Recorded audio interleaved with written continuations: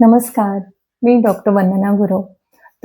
Doctor म्हणून आपण प्रत्येक पेशंटसाठी आपले प्रामाणिक प्रयत्न करत असतो आणि मनापासून ते प्रयत्न करत असतो. पण प्रत्येक वेळेला आपल्याला कौतुकच मिळतं असं नाही. तर कधी-कधी आपल्या प्रामाणिकपणावर प्रश्नचिन्ह सुद्धा उभं राहू शकतं आणि असाच माझ्या आयुष्यातला एक प्रसंग ज्यानं मला खूप छान धडा शिकवला आणि तो म्हणजे विश्वास ठेवण्यासाठी किंवा विश्वासाला कधी-कधी थोडा वेळ लागतो, पण त्याची किंमत मात्र कधीच कमी होत नाही. हा अनुभव जो आहे तो माझ्या प्रॅक्टिसच्या सुरुवातीच्या कालावधीतला आहे. जवळ-जवळ 10-15 वर्षापूर्वीचा. तरुणी माझ्याकडं होमिओपॅथिक ट्रीटमेंटसाठी आली होती. तर तिला इन्फर्टिलिटीसाठी माझ्याकडे ट्रीटमेंट घ्यायची होती. तिच्या लग्नाला 2-3 वर्ष पूर्ण झाली होती. त्यांनी बरेच प्रयत्न करूनही तिची प्रेग्नन्सी थांबली नव्हती. त्यामुळे ती माझ्याकडे आली होती. तर तिची केस मी घेतली, तिचे रिपोर्ट्स पाहिले, तर ते रिपोर्ट्स चांगले होते, नॉर्मल होते आणि जसं की तिचे मिस्टर आर्मीमध्ये होते आणि ते सुट्टीवर आल्यानंतर त्यांनी बऱ्याचदा प्रेग्नन्सीसाठी प्रयत्न केले होते, पण ते थांबत नव्हते. मग मी तिला होमिओपॅथिक ट्रीटमेंट सुरू केली आणि तिचे मिस्टर आल्यानंतर पहिल्याच महिन्यात तिची मासिक पाळी थांबली आणि जसं आम्ही डिलिव्हरी करत नाही, त्यामुळे मी तिला पुढच्या ट्रीटमेंटसाठी गायनेकोलॉजिस्टकडे पाठवून दिलं आणि त्यानंतर आमची पुन्हा भेट झालीच नाही. पुन्हा 2-2.5 वर्षानंतर ती माझ्याकडं एक मोठी फाईल घेऊन आली. त्यामध्ये अनेक रिपोर्ट्स तिचे होते आणि तिला मी पहिल्या बाळाबद्दल विचारलं, की "पहिली प्रेग्नन्सी कशी? तुमची डिलिव्हरी झाली का?" तेव्हा ती नाराज होऊन एक गोष्ट सांगितली, की 4थ्याच महिन्यात मला काही व्हायरल इन्फेक्शन झालं आणि त्यामुळे मिसकॅरेज झालं आणि त्यानंतर मी बरीच ट्रीटमेंट घेतली आणि माझी प्रेग्नन्सी थांबली नाही. हे ऐकल्यानंतर तिची केस घेतली. यावेळेला मात्र तिच्या पिशवीमध्ये, अंडाशयामध्ये अनेक बदल झाले होते. कारण पहिल्या वेळचे रिपोर्ट्स हे नॉर्मल होते आणि आता काही बदल झाल्यामुळे मी तिला समजावून सांगितलं, की यावेळेला तुला थोडे दिवस जास्त ही ट्रीटमेंट घ्यावी लागू शकते. कारण तिला पी-सी-ओ-डी ही सुरू झालं होतं आणि ती समजावून घेतली आणि त्यासाठी ती तयारही झाली. मग आम्ही ट्रीटमेंट सुरू केली. परत तिचे मिस्टर सुट्टीवर आले. त्या 2 महिन्यात त्यांनी प्रयत्न करून पाहिले, पण प्रेग्नन्सी थांबली नव्हती.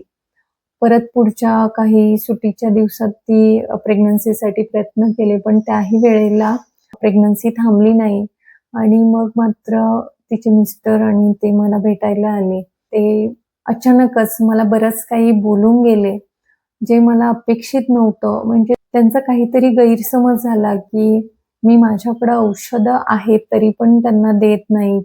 ते मला सरळच म्हणाले, की "गेल्या वेळेला तुम्ही एकदाच औषध दिलात आणि त्यावेळेला प्रेग्नन्सी थांबली आणि आता इतके दिवस झाले तुम्ही ट्रीटमेंट देताय, मग प्रेग्नन्सी का थांबत नाही?" मी त्यांना खूप समजावण्याचा प्रयत्न केला, पण ते समजून घेण्याच्या मनस्थितीमध्ये नव्हते. तर मी त्यांना समजावलं, की एक डॉक्टर कधीही आपल्या पेशंटला लवकर बरं करण्यासाठी प्रयत्न करत असतो आणि जेव्हा पेशंट बरा होतो, तेव्हा सगळ्यात जास्त आनंद डॉक्टरांना होत असतो. ते आपलं 100% देत असतात आणि मी प्रामाणिकपणे तिला आणि माझे 100% प्रयत्न करत आहे, तिला ट्रीटमेंट देण्याचे आणि प्रेग्नन्सी थांबण्यासाठी. पण जर तुमचा माझ्यावर विश्वास नसेल, तर तुम्ही डॉक्टर बदलू शकता, असं मी त्यांना सांगितलं आणि शेवटचा मी होमिओपॅथिक डोस त्यांना दिला आणि ते माझ्या क्लिनिकमधून निघून गेले. ते पुन्हा माझ्याकडं आलेच नाही. मग त्यानंतर मात्र माझ्या मनात अनेक प्रश्न आले, की त्यावेळेला मला एक जाणीव झाली, की खरं तर ह्या केसमध्ये एकतर ते पेशंट खूप कंटाळलेला होता. आधीच माझ्याकडं खूप ट्रीटमेंट घेऊन कंटाळून आला होता. माझ्याकडेही त्यांना ट्रीटमेंटला खूप वेळ लागला. एकतर त्यांचा माझ्यावर विश्वास नव्हता किंवा माझ्यावर त्यांचा खूपच विश्वास होता, असं मला जाणवलं. पण ते काय होतं त्यावेळेला कळणं अवघड होतं आणि ते बोलण्यासारखी त्यावेळेला त्यांची मनस्थितीही नव्हती. त्यामुळं बरेच दिवस हे प्रश्न माझ्या मनात येऊन गेले आणि हा माझ्यासाठी एक वेगळा अनुभव होता. तर त्यानंतर मला वाटतं 1-1.5 वर्षानंतर पुन्हा मी त्यांना माझ्या दवाखान्यात पाहिलं आणि त्यावेळेला मात्र एक छोटं बाळ त्यांच्याकडे होतं. ते दोघेही आत आले. मला पाठीमागचा प्रसंग आठवला, कारण ते मला खूप काही बोलले होते. पण मी हे जास्त मनावर घेतलं नव्हतं. कारण त्यांनी आपल्या त्या फ्रस्ट्रेशनमध्ये सुद्धा ते बोलून दाखवलं असावं कदाचित. आणि ते आले आणि आल्याबरोबरच तिचे मिस्टर मला म्हणाले, की "मॅडम सॉरी, आम्ही गेल्या वेळेला तुम्हाला खूप काही बोललो. पण तुमच्याकडे शेवटचं औषध आम्ही घेऊन गेलो आणि त्यानंतरच हिची प्रेग्नन्सी थांबली आणि त्याच बाळाला दाखवायला आम्ही आज तुमच्याकडे घेऊन आलोय." असं म्हणत त्यांनी बाळाला दाखवलं आणि पेढ्यांचा बॉक्स माझ्यासमोर ठेवला. म्हणजे त्यावेळेला माझ्या मनात राग अजिबात नव्हता. पण त्या सिच्युएशनला मनावरचं एक खूप मोठं ओझं हलकं झाल्याचं मला जाणवलं.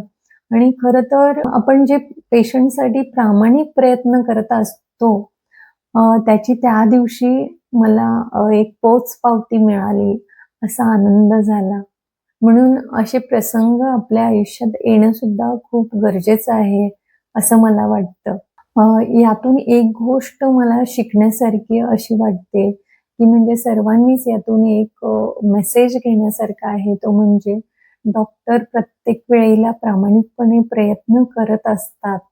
पण प्रत्येक वेळेला त्याचा जो परिणाम येणार आहे किंवा त्याचे जे रिझल्ट आहेत, ते डॉक्टरांच्या हातात नसतात आणि त्याची हमी देखील प्रत्येक वेळेला डॉक्टर देऊ शकत नाही. तसंच पेशंटच्या मनात जर एखाद्या गोष्टीची भीती असेल, एखाद्या गोष्टीची त्यांना चिंता वाटत असेल किंवा शंका असेल, तर ती त्यांनी त्यापासून डॉक्टरांशी बोलणं, मोकळेपणानं बोलणं खूप गरजेचं आहे आणि शंकांचं आपलं निरसन करून घेणं हे सुद्धा खूप महत्वाचं आहे.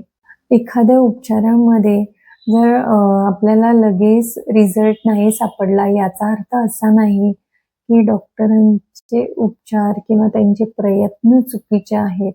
तर कधी-कधी त्याला वेळही लागू शकतो, हे आपण समजून घेणं महत्वाचं आहे. त्याचप्रमाणे उपचार करत असताना आणि त्याचे रिझल्ट येत असताना अनेक घटक त्याला जबाबदार असतात आणि त्या सगळ्या घटकांचा एकूण अंदाज घेऊन आपण त्या बाबतीत विचार करणं खूप महत्वाचं आहे.